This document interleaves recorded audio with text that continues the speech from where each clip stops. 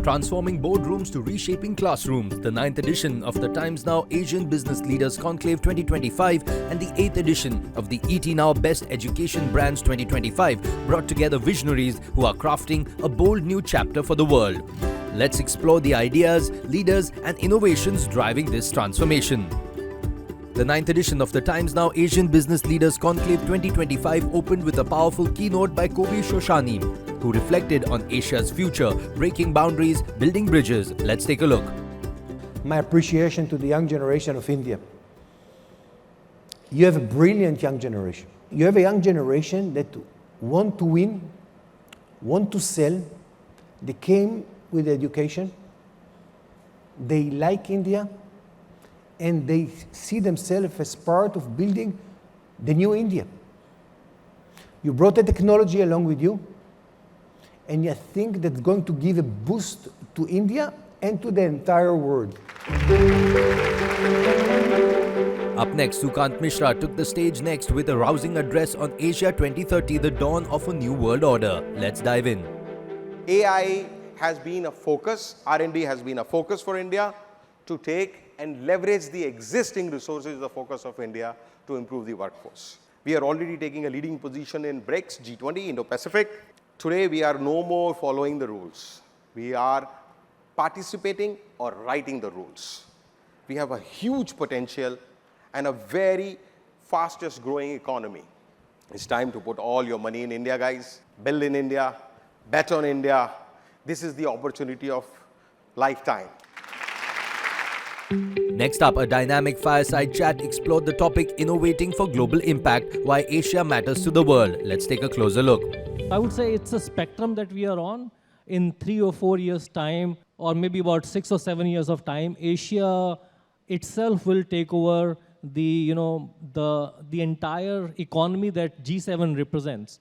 It'll be bigger than that, and it'll come at the back of a lot of manufacturing prowess, a lot of technology prowess as I foresee. Southeast Asia will be coming, like Vietnam, Thailand, as a China plus one manufacturing plant. Right. And then Indonesia has 250 million population and young. And then India must be coming. And I feel India is coming in a slightly different way compared to other parts of Asia. So other parts of Asia is quite strong in manufacturing. But I personally feel India is quite strong in software, technology, startup, tech. I will say that the journey started long back. Right. And now Asia is actually in a position to increase the speed to reach the destination. In a special address, guest of honor Vimla Ramesh inspired the audience with her perspective on World Beyond Limits, the Asian Age. Let's take a look. It's time now to be back. We talk about Vikasit Bharat, we talk about India, the G20 summit which happened, and we saw that so many things which are happening in India and in the Asian countries that really, if we look at the numbers and look at the economy, the population, the startup, the innovation, Asia as of now looks as the most promising place to be. We all would work together and ensure that Asia really reaches that place because it has the power, it has the energy. All our people have the dedication, much more, I suppose, than any other countries in the world. Up next, the event witnessed the grand unveiling of the Coffee Table book, celebrating the 9th edition of the Times Now Asian Business Leaders Conclave 2025. The next segment unveiled a research report celebrating the pioneers leading Asia's business world. There were weightages assigned to each of these parameters to come up with the index score. So here we see the weightages associated with the parameters for the individual leaders scoring. So increase in revenue, of course, takes the biggest chunk at 40% weightage. And then awards and years with the organization carries a 20% weightage. And the rest of them were at 10% weightage. So basis this, we arrived at the final scores for the individual leaders. Up next, the felicitation segment honored brands who continue to push boundaries and inspire excellence.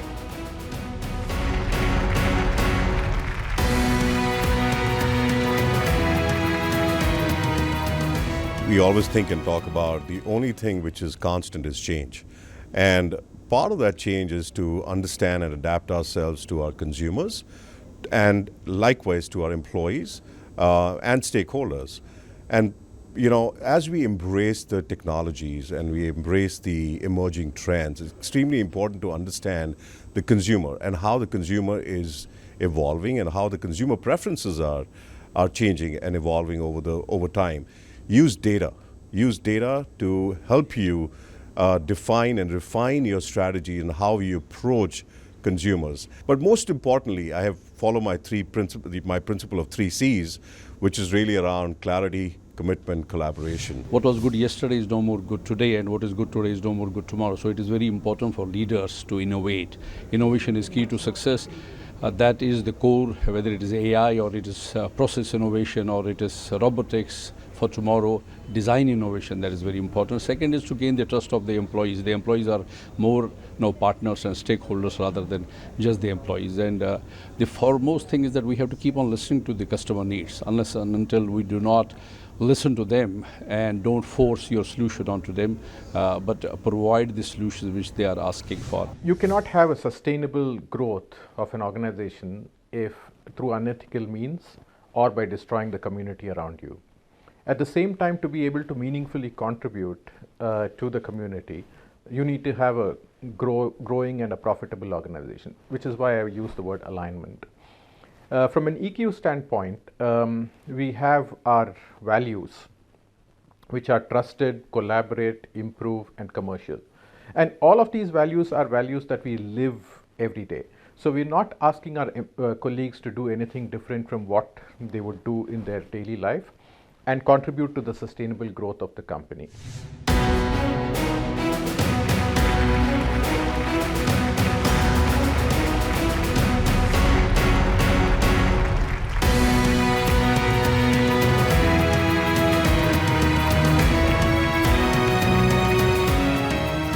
Intentions are very important.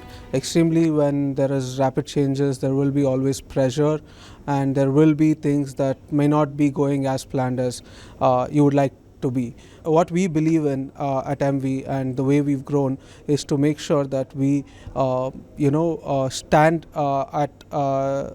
with our word and stay with our customers irrespective of the testing times and most difficult times.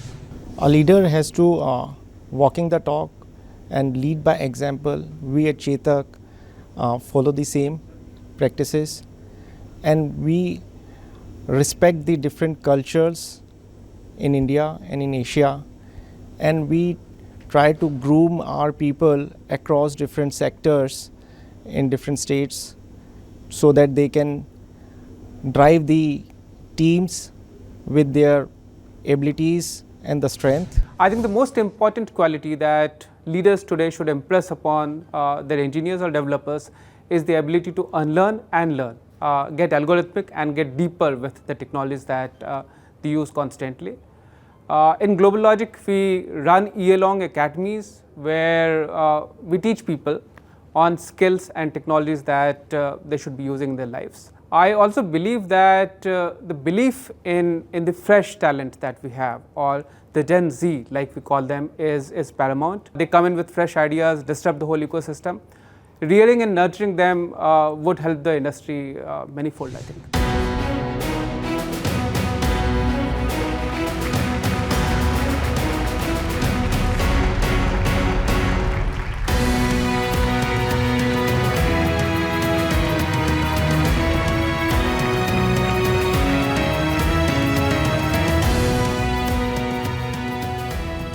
The world is currently dealing with climate change, pollution, and biodiversity loss.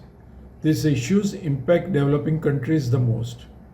This is why social equality and environmental justice need to be at the core of all business enterprises. Leadership today has to be more about purpose and impact than just profit. For future growth, business leaders must champion diversity, inclusion, and create spaces where everyone has a voice and equal opportunities to grow. We must balance growth with responsibility to inspire a culture where success is measured not just by financial performance, but also by the positive impact we have on our communities and the planet. When it comes to healthcare sector, Asia and particularly India is all poised for the next quantum leap forward. We, having a very rich talent pool, supported by infrastructural development and accreditation, are a perfect recipe for patient-centered care focusing on quality and patient safety.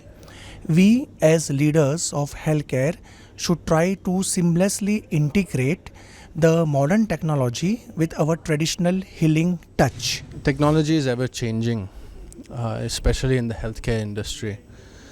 And from using just the stethoscope, it's now completely evolved. Now with AI coming into the picture, things are getting a lot more exciting. We're looking to really grow our arsenal and really do whatever it takes to give the best treatment to every person in the city of Pune and India. I think it is without doubt a right expectation for the customers and stakeholders to have for all the brands that they are involved into to be ethical and socially responsible. It is upon the leadership that this kind of a steering is set into the terms of how the organization is thinking, taking the right strides, and going into a continual program where every day they are incrementally improving the factors around it. I think ethics is something that is, uh, you know, that cannot be traded at all. You need to be something that is sacrosanct as a delivery mechanism. It will probably evolve over a period of time in terms of what is going to be important. What will evolve and what will change much faster is the social responsibility aspect of it. Because as a society, as we evolve, the social responsibility and the stakeholder management is going to change as well. So that way, how do we sensitize the organization and actually also inculcate a much more diverse workforce is also going to set the tone towards how the organization looks at such angles. So I'm pretty confident that that way, the right leadership coupled with the right team members are somebody who will drive this collectively as a responsibility.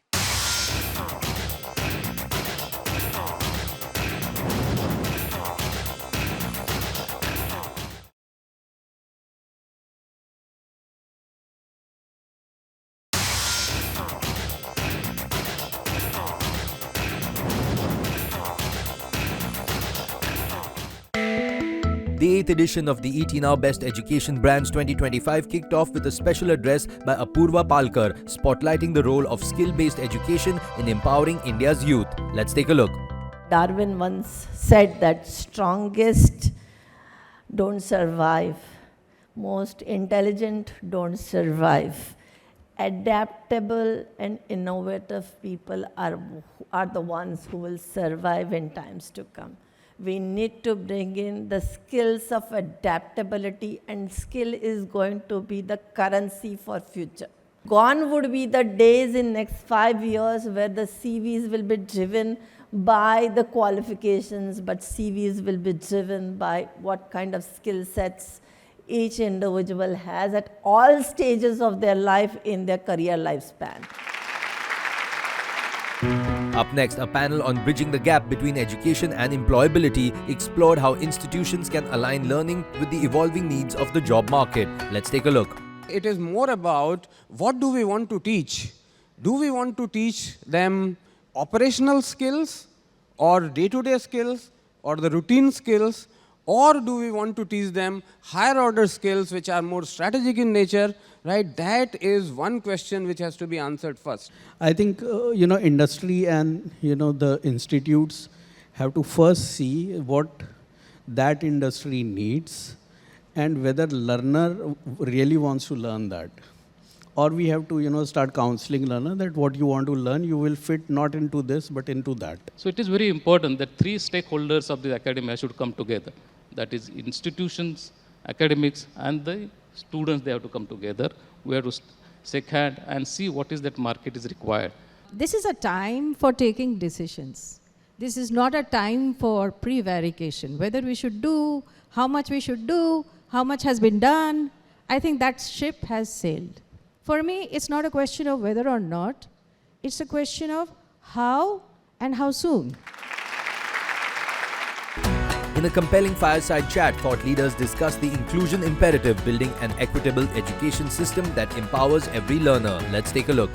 See, when we speak of inclusion and when we speak of equitable, making education inclusive and equitable, we are speaking about whether everybody has access, to education. Is it fair, and are we being impartial? Due to socio-economic differences, we are living in a society where there is a wide variation in socio-economic variances. So those things has to be identified, and then we have to make a roadmap that is for, in first year what we can do, in second year what we can do, in third year what we can do, and progressively we have to grow. In a special address titled Pioneering the Future of Education, guest of honor Sunmesh Joshi offered insights into how technology and policy are shaping education's next chapter. The education in the formative years is very, very important. It's very critical if you want to change the country. It means how we talk, how we behave, how we react, how we absorb. All these things are the part of the education. They should know the interpersonal skill, communication, emotions. All these things are part of the education. Otherwise, it's very difficult to cope up in the future time. If you want to take Bharat as a Viksit Bharat, we have to provide the best education. Use the technology because we are the best country from digital perspective. Everywhere fiber is there, connectivity is there, last mile device is there. Now, good contents, different languages, and to ensure that people are using or consuming it. Up next, the event witnessed the grand unveiling of the Coffee Table book celebrating the 8th edition of the ET Now Best Education Brands 2025. Up next is a presentation of the research report unveiling the findings behind the top education brands of 2025. Let's take a look. Weightages that were used for the various parameters to arrive at the index score. So for universities and colleges, overall awareness and opinion about the brand had the highest weightage of 25%. Academic excellence had a weightage of 15%. And all the other parameters had an equal weightage of 10%. For schools, there were only 6 parameters. Again, the overall awareness and opinion about the brand had a 25% weightage, and the rest of the parameters had a 15% weightage. The event continued with the felicitation ceremony that honored trailblazing education brands for their exceptional contributions and commitment to excellence.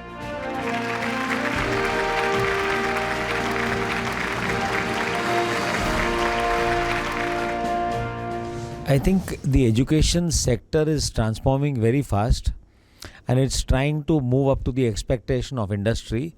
However, industry itself is moving very fast, and therefore the next big thing that the sector has to do is to understand the probable expected changes that happen in industry and train students so that they are ready when the industry requires them. So they'll have to probably take one step ahead of industry and therefore give the right kind of candidates that the industry requires. So that is the change that we are going to see in future. Higher education institutions play a crucial role in bridging the gap between research and industry by fostering collaborations and transform academic knowledge into some practical solutions.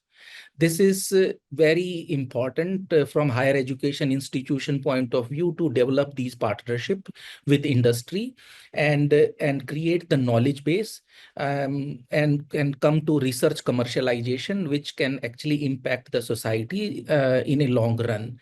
This has happened over a period of time in decades, and all these commercial innovations which are there at present are some way produced through academic inputs in research laboratories as well as in the industry partnerships. Specifically, there are a couple of things I want to focus upon. One is very importantly that giving the students exposure, and not exposure. Everybody talks about global exposure. I want to first focus on Indian exposure. Exposure to your own nation, to know your own nation, what are the strengths of your nation, to know the length and breadth of your nation, and take that outside, bring the best practices from the globe, synergize them with the Indian practices, our rich culture, and work towards making a better nation. I think that cannot be done through classrooms. It has to be done outside, and bringing these two things together is going to be the success for the world and where the world is moving today. So that's exactly what I plan to do at the Indira Group today and tomorrow.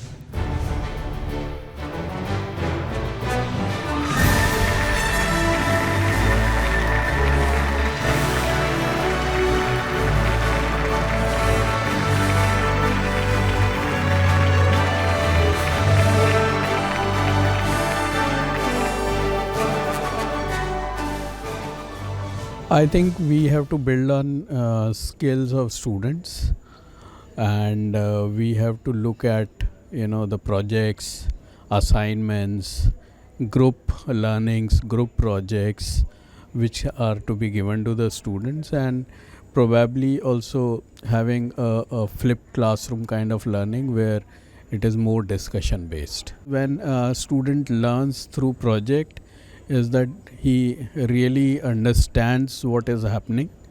They get into day-to-day working environment, face the challenges which company is facing. So they probably get to know more about the real life situations, and that helps them getting more engaged, and overall development happens when the project based learning comes into picture.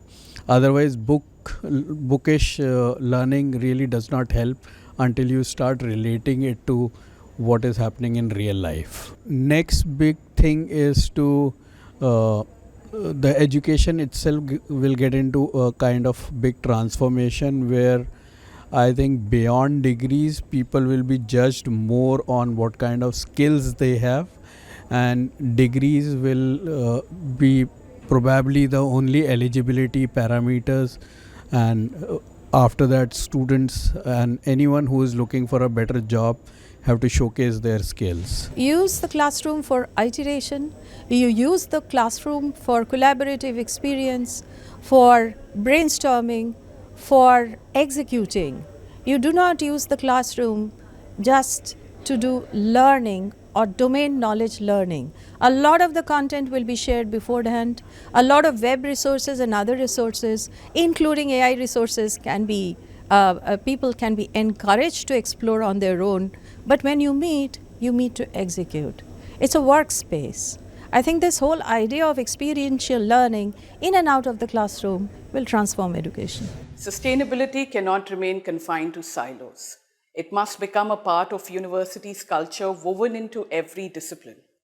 We need policies that mandate interdisciplinary collaborations, where business students rethink supply chains, engineer design with regenerative materials, and artists drive behavioral change through storytelling. Faculty must also be empowered to learn, unlearn, and relearn, embedding sustainability as a mindset, not just a module. A future-ready panel on leading education into the future, upskilling, reskilling and beyond explored how to equip learners for a fast-changing world. Let's take a look. I think when it comes to the debate of what skills are the most important, I think it's just generally life skills. So the skills that will come in use to the student or to the learner when he goes out into the real world, not the skills that help him in getting through his exams and getting through his tests. Skills that will actually help him survive, thrive in the real world, be an independent. If you are an academic institution, what training are you going to impart? Are you going to restrict yourself with traditional conventional training, or are you going to create the training which is the needs of an hour? If you want to create your students based on the industry requirement, we have to create a student based on their requirement. But now, academic institute, they have capability and competency to produce the students which are required to the industry one step ahead. Because industry is changing very fast. It's really about, do you know how to do what you need to do in order to make yourself the best at whatever profession you are in. Once they get that seed planted in them at the school level, then we don't need to even tell them how to upskill themselves. then it becomes a natural part of their life. The event continued with a second round of felicitations, celebrating more institutions leading the way in innovation, inclusion, and impact.